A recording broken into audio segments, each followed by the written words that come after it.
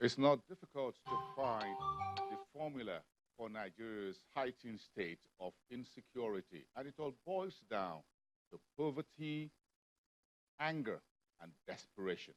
If you put those three together, it gives you a cocktail of criminal enterprise that Nigeria is now dealing with. So the country's Senate yesterday says it's moving to convene a National Security Committee, or summit, as the spate of violent criminal enterprise spreads across country, bringing more security being deployed across the country.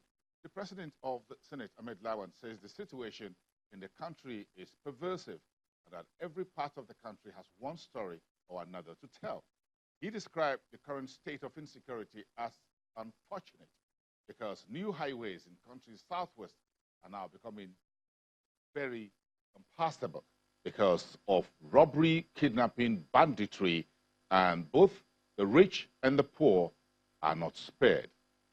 Let's have a bit of a conversation around this, bringing it all home to the doorsteps of the country's socio-economic calculus. Let's bring in Paul Alaje, who is a senior economist at SPM Professionals, live into this conversation from our Abuja studios. Good morning, Paul. It's good to see you. Thanks for coming through to the show. Let's get started within the 20 minutes we have for this conversation. What we were dealing with largely over the last 10 years or so was what you call high level of insurgency in the country's northeast. Now we've tamed the insurgents. Now we have the rise of criminal occupation.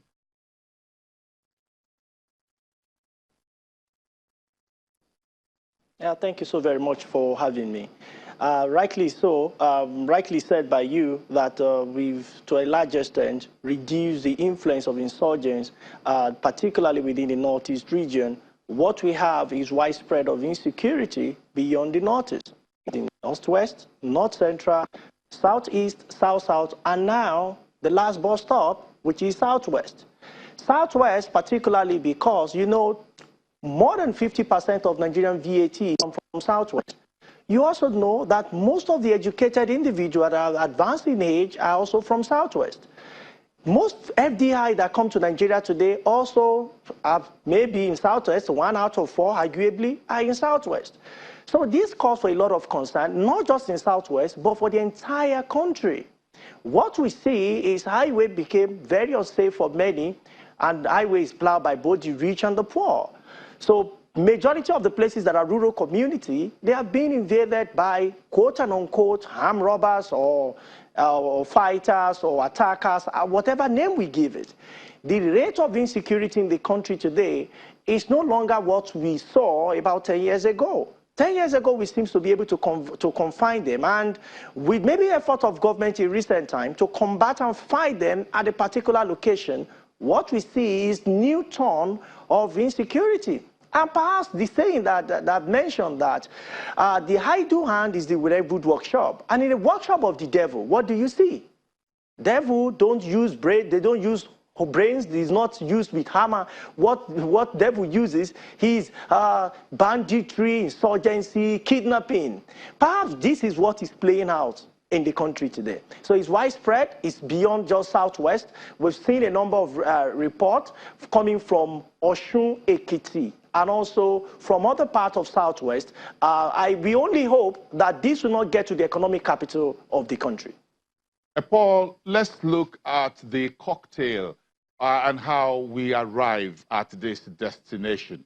And it's not very difficult to find it. I put it down to poverty, anger, and what you call desperation. That's the definition, the formulae for insecurity. Folks are poor, whether they're in the Northeast or Southwest or South-South or Southeast or North Central, they are getting angry. And basically, these are young people, middle-aged people, and desperation seems to be the final line, if you want to put it, if I want to put it that to you, that this is the final line when desperate people do desperate things, and desperate things, violent, desperate things are happening. You think this is the formula for what we have right now? Yes. When you look at total number of people that are poor, according to United Nations in Nigeria, 98 million people, arguably out of 198 million people. Again, what are the measurements for poverty? How do we measure poverty? Poverty is measured in the context of household. Poverty is not measured just by looking at what individual does. And in the context of household, what are the things that are considered for someone to be poor?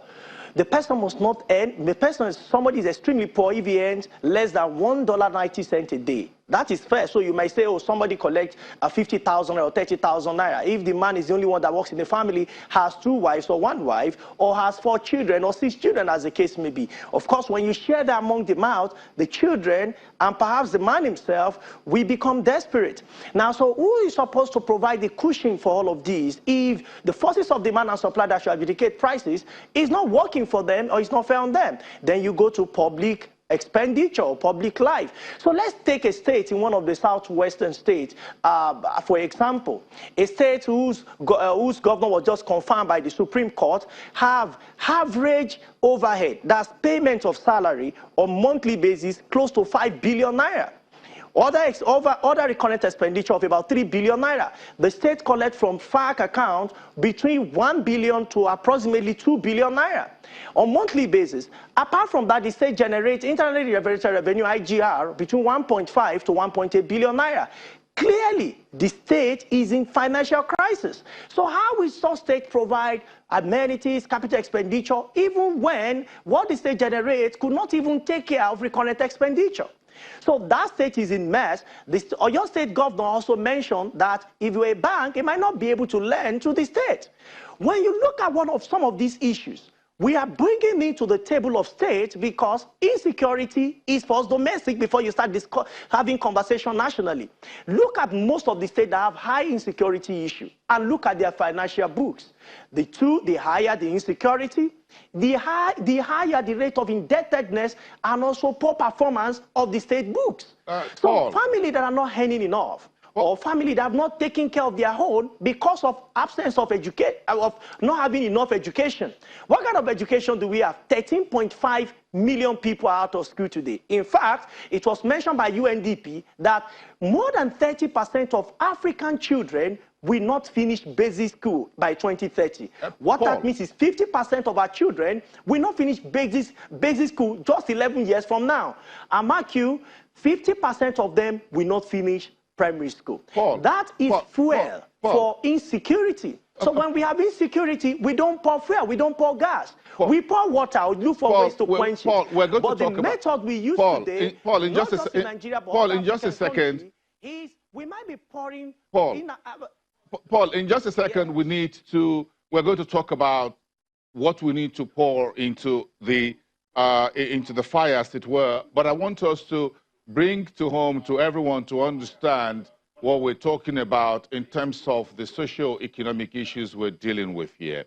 In particular, you said in your earlier comments, from northeast to northwest, north central, the Middle Belt, the Benue Plateau region, about of Kogi State now, southeast to talk about kidnapping and what have you, now in the southwest. We're talking about a very important destination or region in Nigeria's economic calculus. So, when the Southwest, which is considered one of the most stable, politically stable, economically stable, educationally vibrant, in commerce, in trade, and what have you, gets to become part of the spread of violent criminal enterprise. And we're not talking about insurgency here, we're talking about violent criminal enterprise.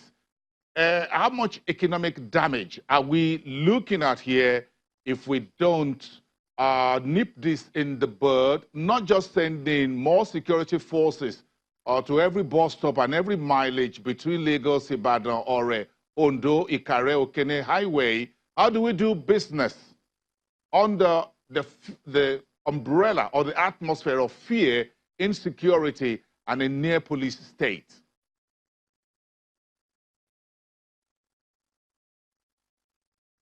Institute of Economy and Peace already answered that. The quarter report that came up shows that Nigeria lost approximately 43% in foreign direct investment. And Ghana, again, because of relative peace and also establishment of new businesses in FDI, 42%. Approximately the percentage Nigeria lost is what Ghana gained because of relative peace and absence of fear of doing business. While it is important to discuss ease of doing business, it's also important to discuss absence of fear or peace in doing business. So what we have exactly is, if this continues, the region that gives us more than 60% of VAT, if it's affected, definitely revenue for both state and federal government will reduce. Apart from that, FDI, where most investors, I'm not talking about foreign portfolio investment, I'm talking of foreign direct investment to the economy, many of which will be afraid of doing business in Nigeria because they don't really feel they are safe or their business is safe because of high level of insecurity. Apart from that, we have over 50% of Nigeria living in urban center today and the rest living in rural area. So if these highways are attacked, those who live in those communities will be affected. They will prefer to also go to a urban center where you have more presence of police to protect them. The question is, who is going to feed us? Who are the people that will be on our farms? The former Minister of Agriculture has warned us about possible scarcity of food, but mentioned that government is doing something about that. So if those that are supposed to be on farm are not there, those are supposed to provide us with beef and meat are not there, because of crisis and fear of being kidnapped by those that are supposed to invest, particularly in a region where almost 80% of headquarters of industry or companies that give us revenue from crude oil resides, and also headquarters of banks, financial institutions reside, headquarters of stock reside. We have a lot to do, and if we don't, we have a lot to lose. An economic implication will be reduction in revenue. And mark you, now that we have signed African Continental Free Trade Agreement, what it means is that revenue coming from importation may reduce, because if Nigeria starts execution and we agree with other African countries, particularly those coming from African window, it might not be that significant because of percentage of trade that we had before now, but it's also going to be very meaningful. So where do we get revenue to close the gap for that? It will be generating more revenue internally as federal and also as state government. But if this is not the case, we might just be toiling with reduction in revenue. And mark you, for over the years, we've been having a budget deficit because what we generate in revenue is not enough compared to what we have in expenditure.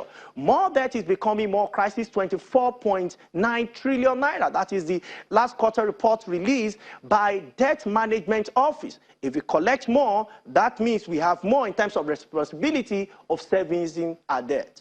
Well, if you therefore look at, and we talk about the geographical locations and why important, when we talk about southwest Nigeria, I'm sure anyone who's familiar with Nigeria knows that the first place your mind goes to is Lagos, the country's financial capital and economic epicenter. So Lagos is the heart of the southwest. Yes, a very large, very wide geographical area.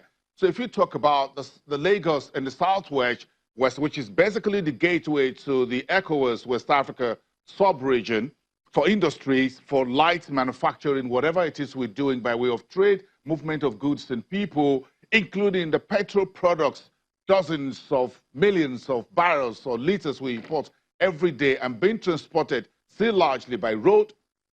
Then you look at Maiduguri in Borno State in the far northeast, which has been in the claws of the insurgents over the past few years, once a very vibrant economic gateway to the Sahel region and Central Africa. How critical do you think the authorities need to think about Lagos and the southwest before we have a situation that may look like a copy of the northeast? Yeah, that should have been done maybe 20 years ago. And if you have not done that 20 years ago, the right time to do that is now. Looking at Borno State, particularly Maiduguri, the capital of the entire northeast, It was not just the capital of Northeast, it's also, to a large extent, gateway to the northern Nigeria. And likened to that is old Kano State, where you have Kano and Katsina that related with those that form boundary with Nigeria in the north, just the way Maiduguri was doing the same for those that form boundary with Nigeria in the northeast. So if these two states, compared to what they do in economic activity now, yeah, they might still be doing relatively fairly, but you know what has happened to Borno State in the last in a number of years now, say 10 years from now. Lagos and its sister states have been affected. Now, we might have not had significant attack in some of these places, but there is what they call copycat approach. If they see, if banditry and insurgency see that it is easy to attack or Ilesha Ife Road, and not so much has been done, then they might as well advance, God forbid, into the epicenter, the heart of Ibadan. And if that happens, the next bus stop will be beyond Ijebu's, it will now be Lagos. We hope that this will not happen. And I'm sure the federal government has promised to do more, and in fact plan to do more, to protect not just Lagos or the entire Southwest, but to deploy necessary arsenal to protect Nigeria. But beyond this arsenal, which have been practiced by Afghanistan, which have been practiced by Somalia, and so many other countries that have been ravaged with insurgency and banditry and kidnapping, what is more important is, if the foundation be destroyed, what shall the righteous do? Economic implication, poverty, unemployment, miserability are fuel for insecurity. We need to ensure we provide more jobs in terms of those that are unemployed, and also create opportunity for those who are poor to come out of poverty. One way we can do this is perhaps to keep supporting private sector in order to generate more jobs for those who are poor, so at least alleviate their poverty. We have a number of programs going on by federal government. Those are fine programs, but we need to now do more such that businesses could thrive more. The government has both the yam and the knife to support private sector, so that when they grow, and we also provide environment, which is the most important thing, of course, for private sector, the environment for business to be done. So it could come in form of tax relief, if it come in form of power supply, it may come in form of infrastructure. I understand that it cannot be done in 1 year.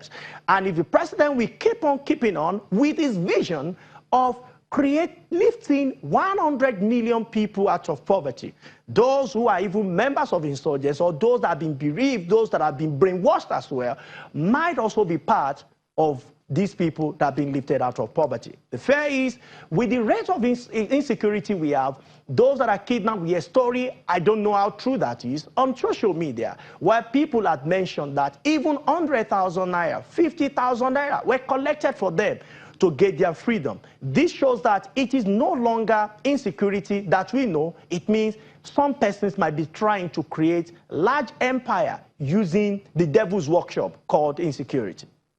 Well, Alaje, thank you very much for speaking to us on violent crime enterprise. We thank you for your time today. Senior economist at SPM Professionals. We'll take a break, everyone. We'll be right back in 2.